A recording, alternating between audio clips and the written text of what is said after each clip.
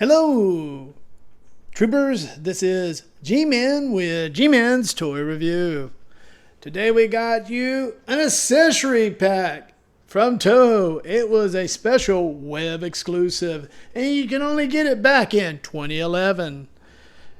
It came out really at the end of 2011, but most of it stayed in Japan. Therefore, a lot of people, and I mean a lot of people, messed out on this 2011 first special effects for Toho Super Weapon Set. Includes Godzilla exclusive of S.H.MonsterArts, of course, and it had all the good stuff, and I'm going to explain it to you right now. How did this stack up? Well, let's find out. After the release of S.H.MonsterArts Mega Godzilla, Nations followed up online accessories like other series. S.H.MonsterArts has a retail merchandise line along with an exclusive only line that they sell at a higher price. The first online release at that time on their special web release was the S.H.MonsterArts series is Toho Special Effects Pack. Nations made this available, like I said, by the end of 2011. A common sight in all Godzilla movies that I can think of, that humanity is attempting to defend itself against Godzilla. It usually results in, Godzilla trashing the military forces, although from time to time they manage to do a good fight or a decent fight with him.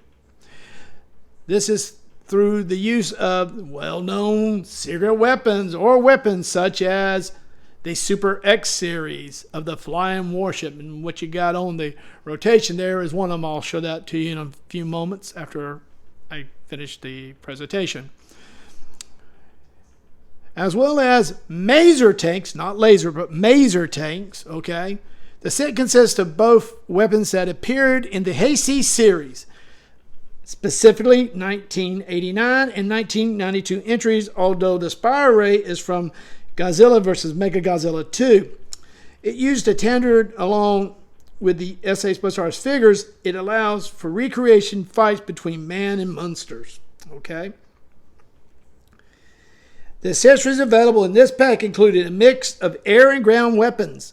For the air component, there's a set of 3 ASTOL-MB93 Maser aircraft, 3 F-16, and the 1 Super X-2. The flying warship also includes parts to switch out for uses of missiles, as well as the firing mirror, which is again on the rotation. I'll show you that momentarily. This set includes 2 base stands, and along with multiple stands and handles to handle the different aircrafts. For a good component, the set includes 5 MBT-92s and 5 MBT-93 Maser vehicles. They sort of look like wheel tanks and regular tanks with 2 barrels to me, but that's just me. Finally, there's a special fire effect, which you see my Godzilla 95 demonstrating. Okay. And it has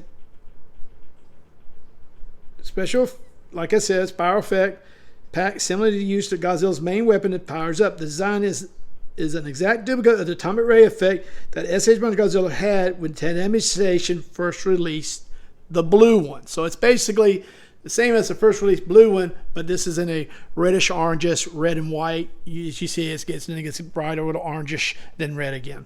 Okay. In terms of detailing and painting, the military weapons are very nicely considered a small size. Not surprisingly, there will be some mistakes on occasions.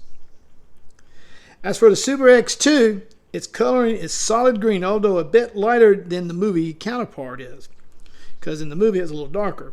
It could have a few more color details, I think, particularly on the engine intakes would have been nice, and the main camera that rotates on the top front, which it doesn't rotate, it just did in the movie.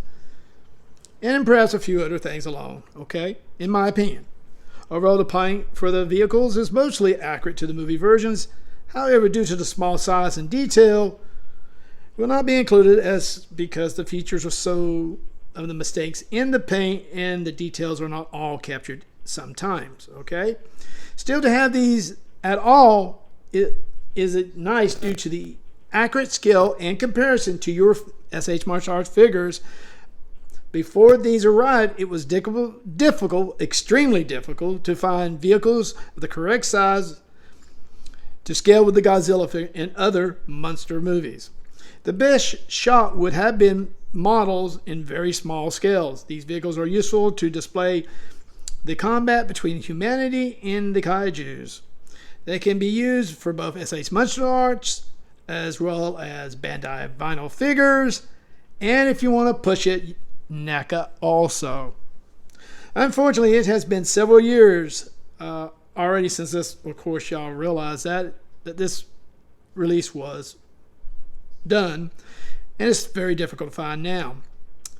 Prices range between $160 to $240, depending where you get it. And I'm not even going to go with the shipping because they still charge you shipping from Japan. Okay.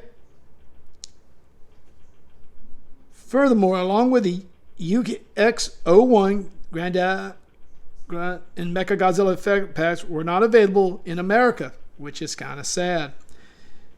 If a customer finds it on eBay, it will go for extremely high price, as I've already said. Fortunately, Ten Ammunition did release a Super X Special Effects Toho again to replace the Super X2 that comes in this one, and 2 damaged buildings along with components of major tanks and aircraft. So that happened in 2014, but in 2011, this is all you had at the time. Overall, it's pricey, but worthy addition to use alongside any S.H. MonsterArts figure. I give them a star rating of 3.5 to 4. Okay. Now I'm going to show you some close-ups of the vehicles and get y'all to show more little detail. Okay, let's pick up. Let's just see how we want to do this. Let's just zoom in on that thread. Now on the mirror turntable there, you see the Super X2. Okay, it's got its missiles on top that you can take off. On that back thing on the very back here is the plug that holds it when it's not shooting. Okay, that right there. That is your ray thing when you want to use the mirror, ray, diamond, silk, whatever that was called. Right there, you swap it out for this right here, and it makes it into the Super X2 shooting its main weapon. Okay, this is a Maser fighter, and that's an F-16 fighter back there. This is a Maser tank. Okay, and that's a Maser wheel tank, I guess, if you want to call it that. One's like I said, the names of them, so go back through the review if you want to hear them again. All right, really tough. So I'm going to pick up one of the little wheel ones first. Okay, so we're going to back out. All right, we're going to back out, and I'm going to come up close to you with this one. Now this is one of the wheel ones, which is kind of, the paint job is not the greatest, but not the baddest either. The wheels are really good done. The green is I call it a dark green, or sort of a olive type dark green. You got a little chroma silver up here for the firing point for the Maser. It does, as you can see, it does rotate all the way around 360 degrees. The wheels do not roll. Okay, I'm pretty sure people are going to ask me if the wheels roll. Okay, that's the little Maser wheel tank. Okay, all right, you got that? All right, now let's get a tank. All right, here's the tank. Let's see if we can get you on that. Now this tank, it looks really good up front. You can see the details very well on it. Then you can see this. This is really nice. Take a look. It does the same thing as the little 6-wheel Maser does. And this is really nice for the tanks. Still, good color. You can see the tracks detailed very nicely, as you can tell. I really like the tanks the best. That's me. Okay, we'll put that back down to fight Godzilla. All right, and the beam they're talking about is the one Godzilla's pointing out. That's the beam that he used in the movies I described. Now, right here is a stand. It's got G-force on the stand. That's their G-force, or the Japanese Defense Force G-force part of it. Okay, up in the air you have the 2 Maser fighters and 1 F-16, which looks gorgeous. Okay, I think this is really cool how they look. And they just look really nice, okay?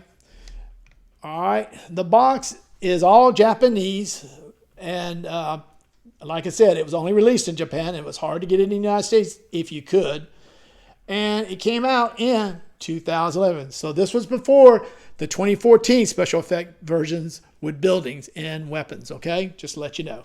All right, there was two different ones. One had buildings and the fire and some beams. The other one had buildings and weapons. Okay.